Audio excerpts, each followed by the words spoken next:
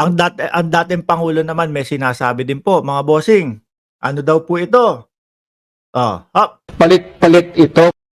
May sinasabi po mga kababayan. Sa ilalim po, no? Nakalagay diyan sa ilalim ng dating Pangulong Duterte, the Dutertes of Davao. Ayan, si PRRD nga matagal na naging mayor diyan at naging presidente. Halos ang suma total po ng nasa ilalim na yan, ang mga Duterte po ay talagang hawak ang Davao. Hindi nila binibitawan, walang palit-palit. No? Kailangan pagkatapos ng aking termino, ikaw Pulong ang susunod. Kailangan pagkatapos ni Pulong, ikaw naman ang pumalit, Baste. Magpalitan lang, kayo lang ang magpalitan. Hindi pwedeng makalabas sa iba. Di ho ba? Hindi pwedeng makalabas sa iba ang posisyon, ang kapangyarihan. Ngayon, kita nyo naman po, no? Kita naman po sa ilalim. Sabi ni Ferdinand Lassie, pulburon video ni Bangag Marcos Jr. ilalabas na bago pa magsona. Inan nyo! Mga uto-uto! Ilang beses na kayong inuto? Uto-uto pa din kayo. Wala na nga nailabas? Umaasa pa din kayo. Ferdinand! Mana ka sa nanay mo. O Bob. Hanggang ngayon, umaasa ka sa pulburon video? Nako, humihina lang. Porkit hindi, mga kababayan, porkit hindi tinao yung kanilang mautog, pulburon video tayo para lumakas. Ibig sabihin po kasi nun, mga kababayan, walang pumunta doon sa mga rally nila. Humihina sila. Nako, magpulburon video ulit tayo. Nauuto kayo, no? Ang hihina ng kukote nyo dyan, no? Palibhasa siguro mga otap na lang ang kinakain ninyo. No? Kayong mga DDS, hindi mo alam kung sila na po ang pinakamahihirap sa sa bansa natin Yung mga kakamping, mga kababayan, sila yung talagang opposition po ng gobyerno. Pero marunong mga umintindi, no? Marunong mga umintindi, mga kababayan, na siyempre 20 pesos na bigas, dadahan-dahanin ng Pangulo. Okay.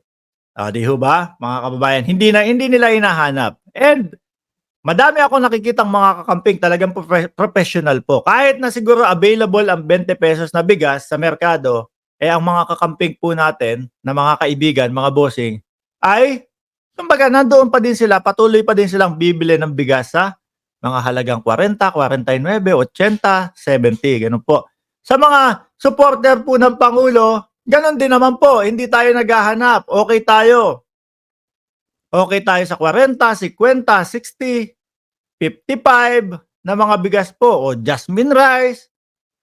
Pero po, napapansin ko mga kababayan, dito sa mga OTAP supporter, hindi ko alam kung OTAP na lang ang mga pinagkakakain nito, mga bossing, kaya mahina na po ang utak. Hindi ko alam, kapag lumagpas ng 20 pesos ang bigas, hindi nakakain itong mga ito. Ano?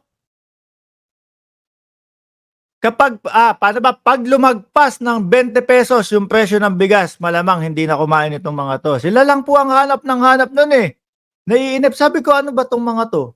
Kumakain pa ba to? O tap na lang, galing kay Kibuloy yung kinakain itong mga ito. Kaya hilaw yung mga kukote. Bahala kayo dyan. Mana kayo sa mga ina nyo.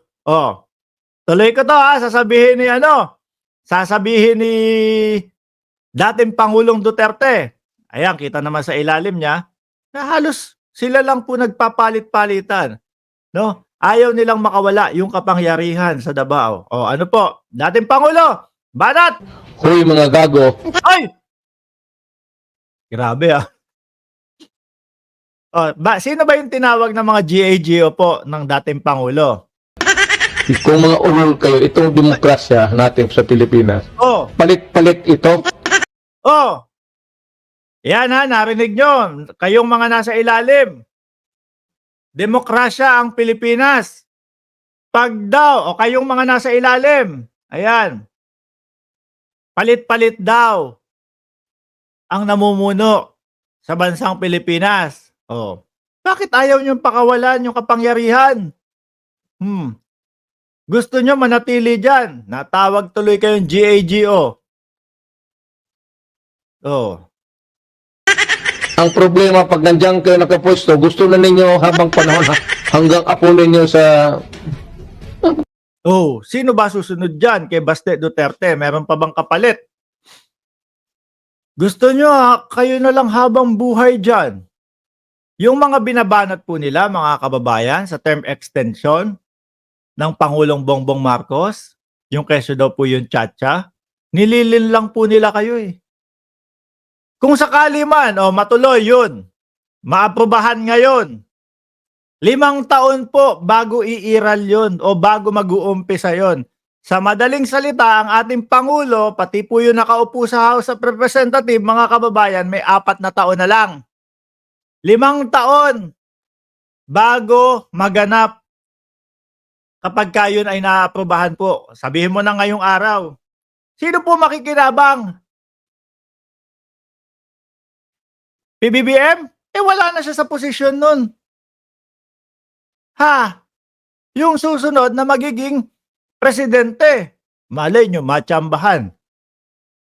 Malay nyo, matsambahan ni Sara, di ba? Ng ating VP. O di, hayahay kayo dun. Happy-happy kayo. Kung makakatsamba po, sir, itutuloy ko po ang sasabihin ninyo. Dahan-dahanan nyo lang po yung pagbanat. Kayo po yung binabanatan ninyo. Alam mo, demokrasya to. In order to, you want to stay in power. Hindi na ganun nga ang gobyerno, Adre. Ang ano po? Bakit parang patuloy pa din po ang gusto nyong maagaw ang kapangyarihan, mabalik ang kapangyarihan sa inyo? Sabi pa nung ibang mga vloggers ninyo, no? Nako, lagot kayo! Si Trump na ang nanalo. BFF ni Duterte yan. So ano naman? Kung si Trump ang manalo, ibig sabihin, balik si PRRD sa pagiging presidente? Ganun ba? Ganun ba yun? Sabi naman nung iba, BFF, ilang beses lang silang nagkita? Hindi naman sila talaga close friends? Tuloy natin. Dating Pangulo, tuloy niyo po. gobyerno dapat palit-palit. Huwag mong suluhin.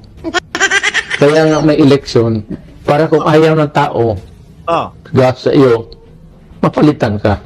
Hintayin nyo na lang po yung 2028 kesa nagmamautog kayo dyan. Hindi na nga pala pagpapababa sa gobyerno. No? Sabi nila, mga kababayan. Sabi nila, hindi naman pagpapabagsak sa gobyerno ang layunin nitong mautog na ito. No? Gusto lang namin magtrabaho si Marcos Jr. Pero wag ka, sigaw ni Pantaleon Alvarez. Magtanggal kayo ng suporta sa Pangulo, mga kasundaluhan. Pero wag ka. Ang sigaw po nila, mga kababayan, bumaba ka dyan. Wag ka, yung isang kaalyado nila, si Morales. Ang lakas ng loob, pumunta doon sa sa Malacanang, mag-isa lang. Mag-isa lang siya. Hindi pagpapabagsak sa gobyerno yun, ha? Di ba? Yung pilit na hearing ni Bato de la Rosa para madawit ang Pangulo, pilit na pilit, halata ng tao. Di ba? Hindi daw po pagpapabagsak sa gobyerno yon, mga kababayan. Kundi pinagtatrabaho lang daw nila ang ating Pangulo, mga bossing. Pasok! So, do not to the Constitution because it would mean only trouble for our country. Walang gumagawa nun. No? Ang ginagawa ng Pangulo ngayon, mga kababayan, nakapokus lang po sa pagpapaunlad ng ating bayan. Dating Pangulong Duterte lang naman ang may sabi nun, mga bossing. Dating Pangulong Duterte lang naman po ang may sabi nun.